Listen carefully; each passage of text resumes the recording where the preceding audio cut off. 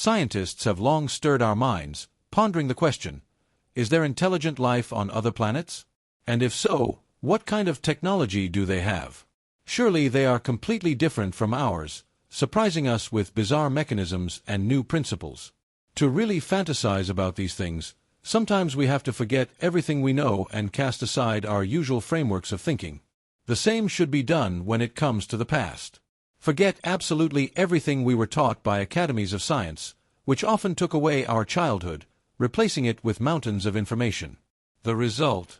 The world is filled with highly skilled cabbage sellers and certified cab drivers. However, to see amazing mechanisms and deviations in thinking, it is not necessary to look for them somewhere among distant stars. It is enough to look at our own past, at least a century back, to the times we are habitually shown as gloomy and backward. Back then, when unwashed peasants guarded their meager grounds, barked at shadows, and remembered the portion of lashes dished out by despotic landlords, life was different. An era when people waited for a hero like the gods of antiquity to descend upon their misery, for example, to give them the light of a light bulb. Because, we're told, nothing technological existed in those days. Well, except, cameras. And this is where the most interesting stuff starts to happen. For example, in 1855 a picture of Kiev Chain Bridge was taken. The photo has survived to this day. But what do the academies of science, the media and Wikipedia tell us about this? They claim that high-quality melting of iron and steel was invented only a year after this photo. The question that begs to be asked is, how were bridges like this built before the invention of quality steel? The technologies of the past, like a mosaic, are full of riddles and make us wonder, maybe we just don't know everything about our own past? And indeed, what savages we were. We couldn't even smelt iron properly. To reinforce this image, the Bolsheviks in 1918 began to requisition cameras, films and photographs from the population, declaring them luxury items. And now the peasants have become quite brave. They are running around with cameras and cameras, trying to immortalize what does not fit into the correct history. Every so-called literate, educated, or well-mannered person brought up to automatism was obliged to know one thing: we are the very best. We could never have any other civilization or other ways of thinking. And those who dared to object were to be ridiculed, shamed, or, if necessary, eliminated, according to all the laws of culture.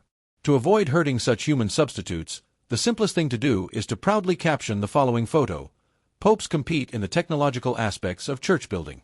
The irony is that there is some truth in these words. These were the so-called industrial exhibitions that were held around the world beginning in the 1800s. Such exhibitions showcased mankind's achievements in technology, architecture, and engineering. However, things changed drastically after the Bolshevik year of 1917.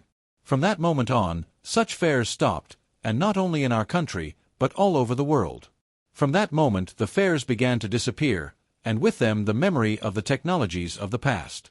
As for the churches, they are not only religious buildings.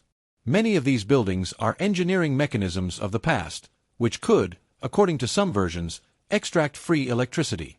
Of course, such things do not fit into the framework of a banking and commercial world order, for free electricity is a threat to those who hold the world in their hands through a monopoly on resources. After 1917, the destruction of most such structures began. And although officially it was explained by the fight against religious institutions, in reality it could have been otherwise. Churches, as mechanisms, did not fit into the modern understanding of technology, so they were persistently destroyed, erasing history. And now we are left with one thought: what if all we know about the past is only part of the truth, and behind the facade of familiar buildings there are amazing and forgotten technologies? It was much more profitable for the globalists to destroy such buildings than to preserve them. After all, these technologies kept the lights on in homes without the need for recharging or refueling, and transportation running without fuel. This made people far less dependent than today, when we are mired in capitalist realities where every convenient little thing is commodified. For the Bolshevik regime, anything related to high technology or echoes of a previous era automatically fell into the category of religion or luxury goods. It is amazing that the industrial exhibitions of the time displayed so much technology, including electric towers like Tesla's, with different refinements, capacities, and designs. They stood in different cities around the world, from different authors, but we most often only hear about Tesla. Why? Meanwhile, the technologies that our ancestors had sometimes surpass modern ones, even if we are talking about the distant past. For example, in Spain, near the town of Alcántara, there is an old reservoir known as Fibe. At first glance it is just a dam, but its scale and features make you wonder. Construction began in 1580 and was completed 14 years later, in 1594. The height of the dam is 41 meters, and the width in some places reaches 33.7 meters. The dam is shaped like an arch pointing towards the water and is also equipped with a drainage system to prevent overflow. This engineering structure is impressive in its thoughtfulness and functionality. The Spaniards approached the construction with intelligence, creating a structure that has been performing its functions for over 400 years. Now imagine how much effort, time, and knowledge it takes to build something like this nowadays. Such a construction would require a whole institute of engineers, additional calculation departments, mountains of paper, and many specialists with a high level of education. At that time, such structures could not be built on a whim or simply by the king's order. Serious engineering knowledge and understanding were required to ensure that the calculations were correct and the structure was durable. There is one remarkable detail. A huge number of dams built since 1900 around the world face the same problem. They crack, they collapse, and many of them don't even live to be 100 years old. And after all, whole institutes of engineers worked on their creation, spending years on calculations and developments. When this happens, the authorities of this or that country always find a lot of excuses as to why this happened. The question arises: either we, as mankind, are really shoddy, or we simply do not have enough knowledge and technology to build the way it was done in the past. The superiority of building technology of the past can be illustrated by many examples. Pillow Fortress, an artificial island with artificial canals, kilometer-long brick walls, perfectly even masonry without any errors. The thickness of the walls in some places reaches 2 meters. And, most surprisingly, neither the First nor the Second World Wars could destroy this construction. But how many brick factories were needed to build such a fortress? How many master bricklayers? What tools were used for such precision? Obviously, the level of technology and knowledge of that time was an order of magnitude higher than we are told. What are we told about this durability? All over the world there is a popular story that such constructions were built by adding egg yolks to the cement mortar, which supposedly made them so strong. But it is worth looking at the pictures of such structures to realize that this version does not stand up to any criticism. You can see that this is a factory-made cement mortar, perfectly calibrated. The Spanish dam, which stood for 500 years, was also built with eggs, as legends claim?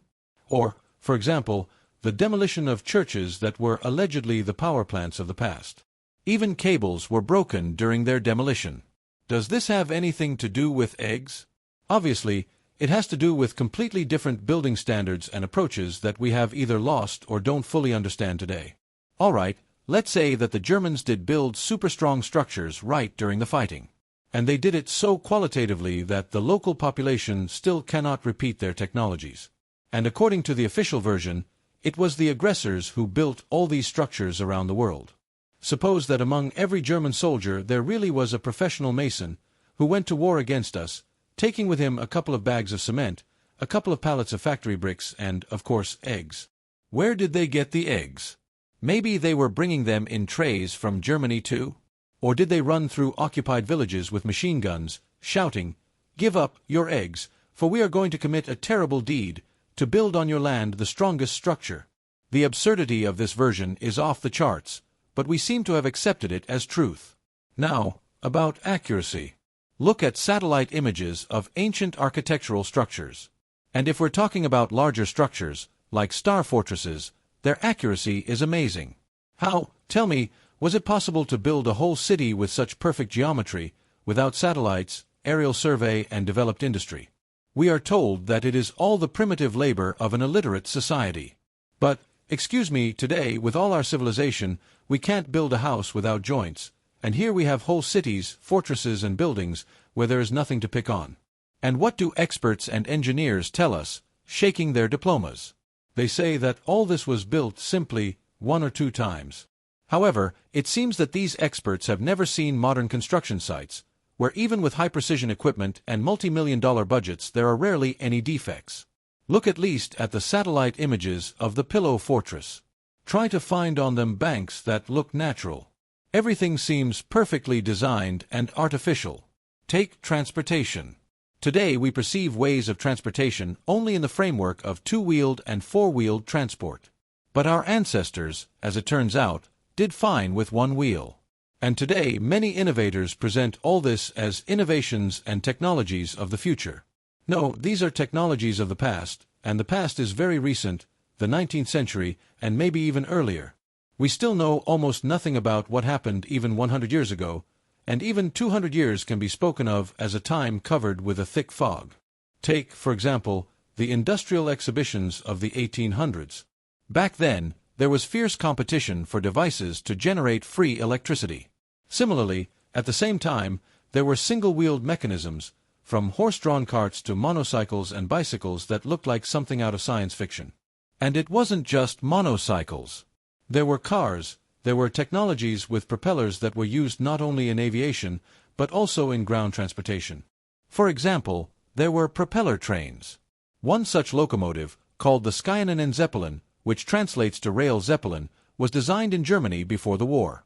This unique train was powered by a huge 46-liter V12 engine from BMW, developing up to 600 horsepower. Such technologies, which now look like science fiction, were actually a reality. But for some reason they somehow ended up on the periphery of history, either banned or simply ceased to be used. With this powerful propeller engine train, Skyanen Zeppelin accelerated to record speeds at the time, about 225 kilometers per hour. This railroad speed record was not broken until 1953. Monocycle technology, in turn, echoed monorail trains. Monorails, like many other engineering marvels, have their origins in the 1800s. Monorails, for example, were already finding diverse uses and widespread use back then. And we should not forget that we inherited and used some technologies of backward centuries, supposedly from the times of kings and empires. It is enough to look at the round-shaped monorail. It traveled not only on the surface, but also underground. What is this but a direct hint that the subway already existed? The variety of technologies and their applications makes us wonder if perhaps our imagination is limited today, and the past was much more inventive than we used to believe. We didn't invent streetcars or trains, as cliché as that sounds. Consider steam propulsion, a technology that modern society considers primitive and underestimates. But in fact, we haven't yet grown up to those lost technologies. Take the streetcars of the 19th century. It's no secret that much of what we were taught in school about the past was far from the truth. Television, too, has contributed to distorting the facts. Today we know that streetcars have existed since the 19th century. But what kind of energy propelled them? There were steam models, of course, but many photos from that time show no signs of steam technology. Simply put, they were electric streetcars. But if you dig a little deeper, you can assume that they used wireless transmitting electricity. We're often shown pictures of horses supposedly pulling streetcars. But let's look at it logically. Why would you build such a bulky and technologically advanced structure to be pulled by horses? It just doesn't make sense. Before horses appeared in conjunction with streetcars, they were already traveling around the world on the same principle. Horses were not used here until later, perhaps as a temporary solution. But originally, the streetcars were clearly designed for a different source of energy. In addition, in the 19th century there were enough steam engines, which by their characteristics could give a head start even to modern trucking mechanisms. And what to speak about wireless trains? Already in the 1830s in St. Petersburg there were rail structures without visible signs of traditional traction. But back to the horses. We are persistently persuaded that they pulled the streetcars, and this is a fact. But why, after the horses, did these same streetcars suddenly start moving again on their own? This directly indicates that no batteries, coal, wood, or gasoline was needed to run them. The streetcars of the time moved thanks to transmitted wireless electricity. The main plant that transmitted the power would sometimes fail, at which point repair work would begin. Photographs from that time show moments possibly related to such breakdowns. By the way, these marvelous photographs date back to the 1800s. So photography as a technology already existed.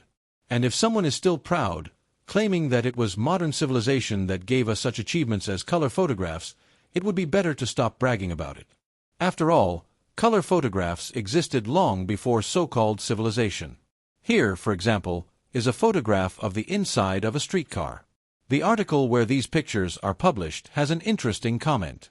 I quote, "If someone imagines fractal geometry, here it is, in its purest form.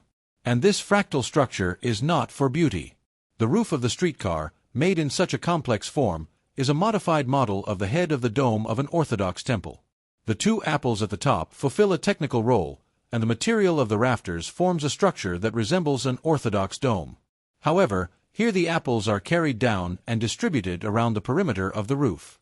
Technically, such a construction is incredibly difficult to operate, especially at height. But the same principle is used in other structures of that era.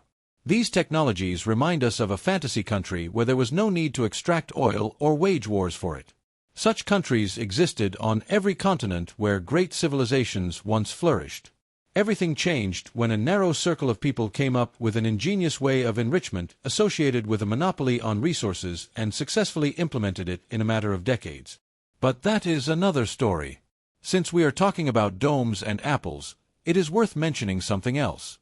Has anyone ever seen apples on domes made of glass? Or the kind that can't be entangled with light bulbs? Question: how was this mysterious apple illuminated? One of the photos shows it glowing like a giant lamp.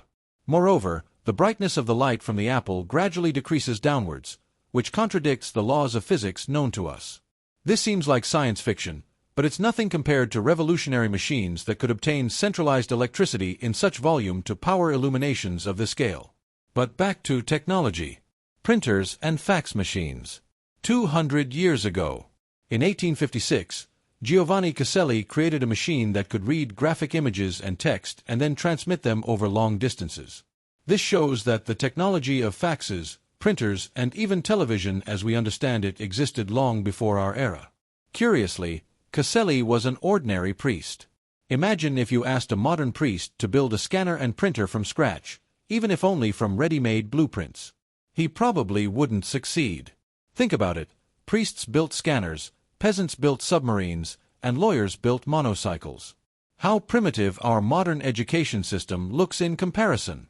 According to official versions, Caselli made a prototype of his machine in 1856 and demonstrated it to the Duke of Tuscany Leopold II. The Duke was so impressed with the invention that he offered to finance further experiments. However, surviving historical sources show that the telegraph was used as early as the 1700s. For example, in 1774 Lesage built an electrostatic telegraph in Geneva. In 1798, Spanish inventor Francisco de Salva created his own electrostatic telegraph. Later, in 1809, German scientist Samuel Thomas von Semmering built and successfully tested an electrochemical telegraph that operated on the basis of gas bubbles. And in 1837, William Cooke and Charles Wheatstone put their apparatus into commercial use. Moreover, the Scotsman Alexander Bain produced a model of the fax machine as early as 1843. And yet, we are constantly imposed a modest description of these technologies, presenting them as insignificant achievements. The history of incandescent light bulbs dates back to 1809, when the Englishman de Leroux made the first lamp with a filament made of platinum. And then, according to official sources, this invention was forgotten. But let me ask you, how did he get the platinum filament? After all, platinum is not a piece of iron that could be easily processed. Now, about alternative transportation technologies. Our ancestors used not only wheeled transportation, but also so-called walking machines.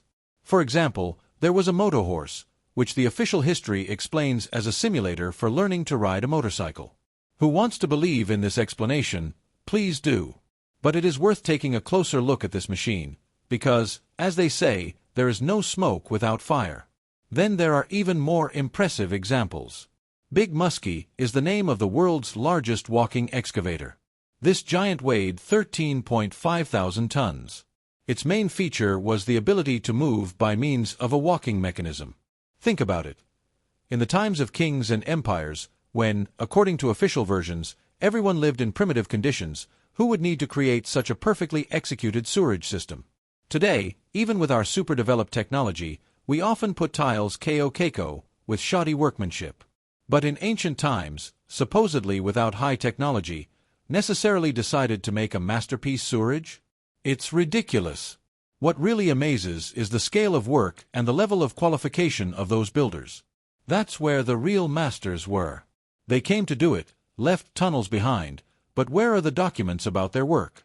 And under our feet still lie various tunnels of Tsarist times, about which there is practically no information in wide access. Now let us return to another interesting example. In one of the photographs, dating back to the 1900s, you can see a train in the background. But it's not steam-powered, it's not gasoline-powered, it's electric. And the electricity here is wireless, not battery-powered. But even that pales in comparison to what is shown in the foreground, a moving electric sidewalk. A similar one was recorded in Chicago in 1893. This sidewalk ran through the entire exhibit, was 3.5 kilometers long, and had 9 stations. In the same photo on the right, you can see the magnificent building of the industrial fair, around which the electric road ran. Such fairs and technologies existed here too. Just try to find those buildings today. They are no longer there. Notice the bollards that accompany the electric walkway. They are not just for beauty and not just to hold on to. It is because of these bollards that the walkway moves. These bollards existed in different variations, from different inventors, but for some reason all the credit is attributed to one man, Nikola Tesla. History does not tell us how great the variety of such technologies was, but the fact remains that all this existed, and the traces are still visible if you know where to look. I want to apologize in advance for any errors in the text or voiceover. I am still learning, and the channel language is not my native language. The voiceovers are done by artificial intelligence, so if you notice any inaccuracies, please let me know so I can fix them and improve the quality of the content. I'd also welcome your feedback and thoughts on the topic. Your support in the comments motivates me to keep finding new and exciting stories. Thank you for your understanding and participation. Don't forget to subscribe to the channel and click the bell so you don't miss new stories.